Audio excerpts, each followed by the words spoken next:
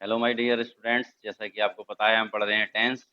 और आज हम पढ़ेंगे फ्यूचर परफेक्ट कंटिन्यूअस टेंस, जो कि है लास्ट टेंस, यानी अंतिम टेंस हम पढ़ने वाले हैं। और उसके बाद हम 12 टेंस एट ए ग्लांस पढ़ेंगे और सिर्फ 15 मिनट में 12 के 12 टेंस हम पढ़ लेंगे। लेकिन अब हम विस्तार से पढ़ रहे थे, तो लास्ट टेंस है फ्यूचर परफेक्ट कंटिन्यूअस टेंस। तो हम पढ़ेंगे future perfect continuous tense, future perfect continuous tense. इसकी पहचान है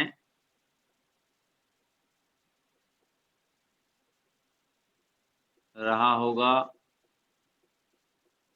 रही होगी और रहे होंगे,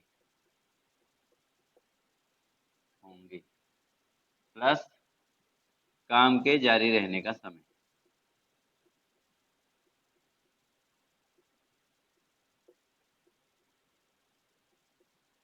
काम के जारी रहने का समय दिया होगा, तभी पता चलेगा कि ये फ्यूचर परफेक्ट कंटिन्यूअस टेंस में। अफर्मेटिव सेंटेंस पढ़ते हैं इसमें।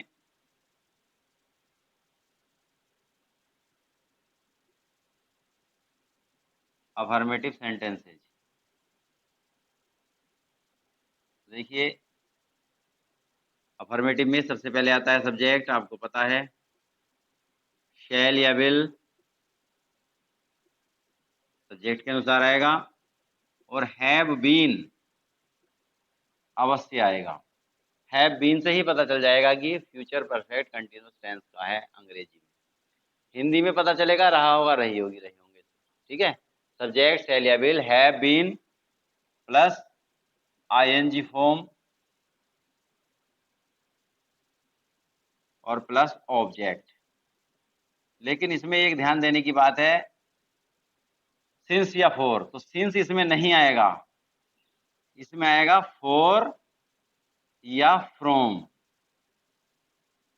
अब इसमें एक बात बहुत विशेष ध्यान देने की है कि ये जो फ्रॉम है ये सिंस के स्थान पर आएगा, क्योंकि इसमें पॉइंट ऑफ टाइम यानी निश्चित समय के लिए सिंस अलाउ नहीं है। वैसे हाई स्कूल इंटरमीडिएट लेवल पर सिंस को मान लिया जाता है, लेकिन अगर कंपटीशन लेवल पर हम सिंस लिख देते हैं तो वो गलत माना जाता है सेंटेंस। इस बात का विशेष ध्यान देंगे। वैसे हाई स्कूल लेवल पर या इंटर लेवल पर सेंटेंस सही मान लिया जाता है। एग्जाम्पल से समझते हैं, जैसे लता सुबह से पुस्तक पढ़ रही होगी। सब्जेक्ट क्या है? लता, LATA, लता। तो शैल या बिल में से बिल आएगा, आपको पता है, क्योंकि आई और बी के साथ शैल आता है। तो लता बिल हैव बीन, हैव और बीन हमेशा एक साथ रहेंगे, इनके बीच में कुछ नहीं आएगा। लता बिल हैव बीन। और पढ़ने को आप जानते हैं रीडिंग या स्टडिंग भी लिख सकते हैं, अगर अध्ययन कर रहे हैं, ध्यान से पढ़ रहे हैं तो स्टडिंग भी लिख सकते हैं, रीडिंग भी लिख सकते हैं। लता बिल हैव बीन रीडिंग, लता पढ़ रही होगी, क्या पढ़ रही होगी? पुस्तक। तो ए बुक, ये हमारा ऑब्जेक्ट हो गया। अब इसमें आता है सुबह से। सुबह से पॉइंट ऑफ टाइम है, यानी सिंस लगना चाहिए, लेकिन सिंस जो है मैंने पहले ही बताया हाई स्कूल और इंटर लेवल पर ठीक मान लिया जाता है। लेकिन अगर हम कंपटीशन लेवल पर सेंटेंस बना रहे हैं या सेंटेंस में उसमें एरर ढूंढ रहे हैं, तो उसमें सिंस अलाउ नहीं है। तो Lata will have been reading a book, तो लगाना चाहिए फ्रॉम मॉर्निंग, सुबह से के लिए सिंस मॉर्निंग भी लिख सकते हैं, लेकिन मैंने बता दिया है क्योंकि कंपटीशन लेवल पर अगर पढ़ेंगे तो सिंस नहीं आएगा, फोर और फ्रॉम आएगा। तो अफर्मेटिव इसी टाइप से बनेंगे। और अगर सुबह से नहीं होता, अगर होता कि 2 घंटे से, तो आपको पता है फोर लगाते हैं। जैसे लता 2 घंटे से पुस्तक पढ़ रही होगी, तो Lata will have been reading a book for 2 hours, 2 घंटे से है, तो ये बात ध्यान देने की। अफर्मेटिव सेंटेंस हो गया। अब निगेटिव करते हैं। निगेटिव में भी कोई खास बात नहीं होगी, आपको पता है कि नोट लगा दिया जाता है।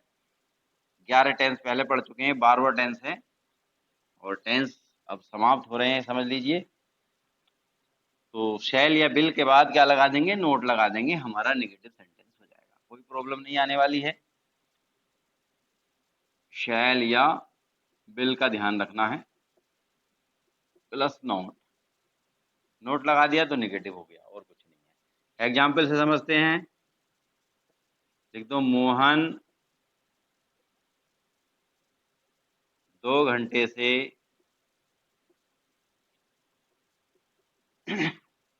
टीवी नहीं देख रहा होगा, देख रहा होगा।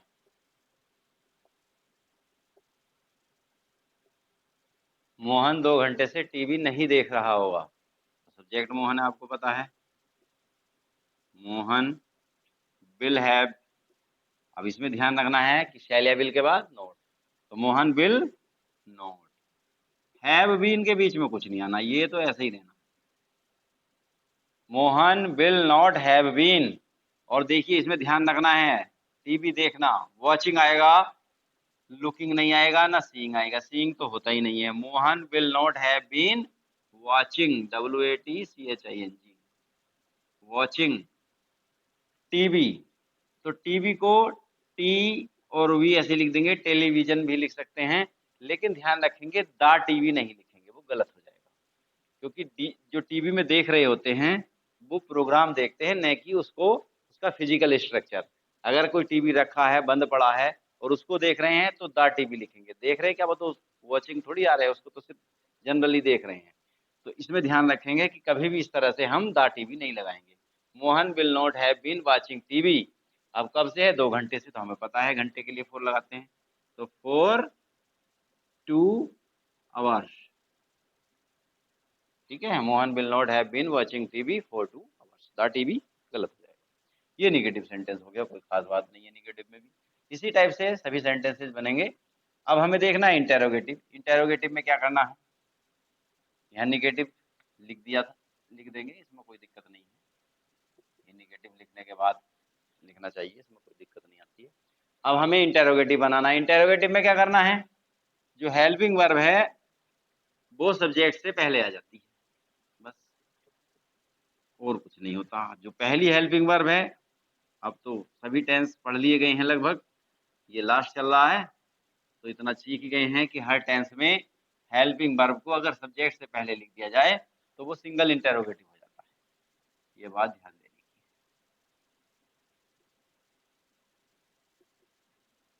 इंटेरोगेटिव सेंटेंसेस, इंटेरोगेटिव में जो शैल या बिल को जो है सब्जेक्ट से पहले लिख दो, इनके स्थान परिवर्तन कर दो और हमारा हो गया इंटेरोगेटिव, यानी पहले शैल या बिल लिख दो और उसके बाद सब्जेक्ट, नोट लगाना तो सब्जेक्ट के बाद, वरना तो ऐसे सेंटेंस बन जाएगा, इंट्रोगेटिव हो गया, क्वेश्चन मार्क लगा देंगे। ये हमारा सिंगल इंटेरोगेटिव हो गया, जिसमें शुरू में क्या लगा होता है उसको कहते हैं सिंगल इंटेरोगेटिव सेंटेंस। एग्जाम्पल से समझते हैं, क्या वह 3 बजे से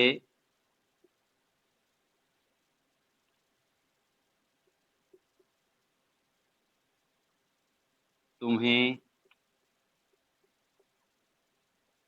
पढ़ा रहा होगा, क्या वह 3 बजे से तुम्हें पढ़ा रहा होगा, तो क्या की अंग्रेजी लगानी नहीं है, शैल या बिल में से एक लगाएंगे, आपको पता है बिल लगेगा क्योंकि सब्जेक्ट हमारा ही है, तो बिल ही, उसके बाद हैव बीन मैंने बताया पहले भी कि हैव बीन एक साथ ही रहेगा, तो बिल ही हैव बीन, और उसके बाद आईएनजी यानी पढ़ाना, टीचिंग,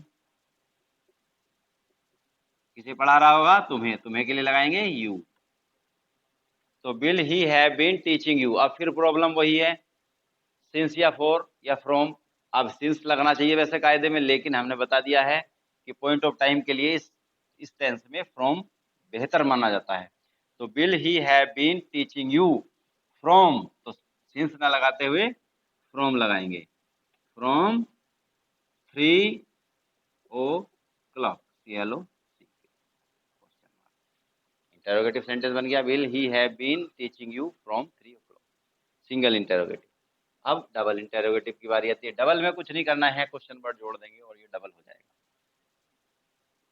अलग सेंटेंस बना के देखते हैं और पहले फॉर्मूले में थोड़ा परिवर्तन करते हैं। फॉर्मूले में परिवर्तन यहाँ पर होगा, बाकी कुछ नहीं होने वाला।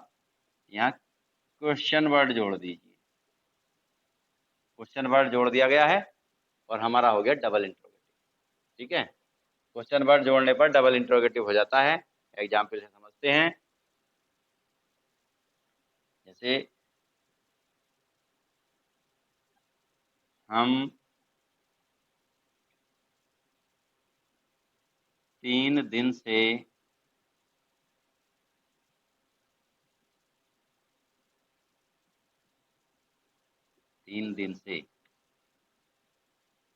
किसे बुला रहे होंगे,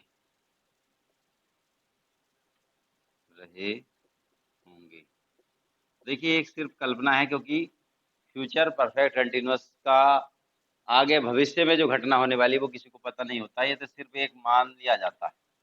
तो हम 3 दिन से किसे बुला रहे होंगे, ये सिर्फ एक सोच रहे हैं, थिंक कर रहे हैं। तो सेंटेंस बनाया जा सकता है इस आधार पर, सिर्फ सोच रहे हैं, लेकिन हमें अंग्रेजी में ट्रांसलेट कैसे करना, ये हमारे पास फॉर्मूला है। तो किसे, किसे की अंग्रेजी आएगी, किसे के लिए आते हैं, WHO है, whom शैल या बिल। अब शैल क्यों, क्योंकि हम हैं। whom शैल we, हम के लिए, और हैव बीन ऐसे आएगा,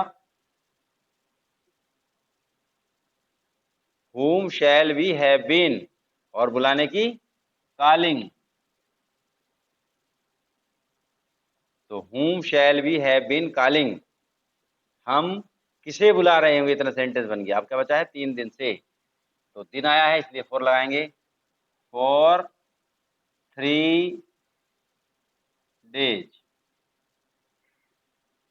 तो whom shall we have been calling from for 3 days, whom shall we have been calling for 3 days, क्योंकि 3 है तो इसलिए डेज होना जरूरी है, डे नहीं आएगा, डेज आएगा।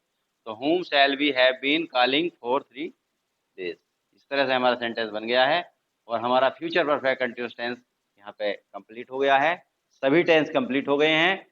Thanks for watching this video, और अगली वीडियो में हम मिलेंगे 12 टेंसेस एट ए ग्लांस।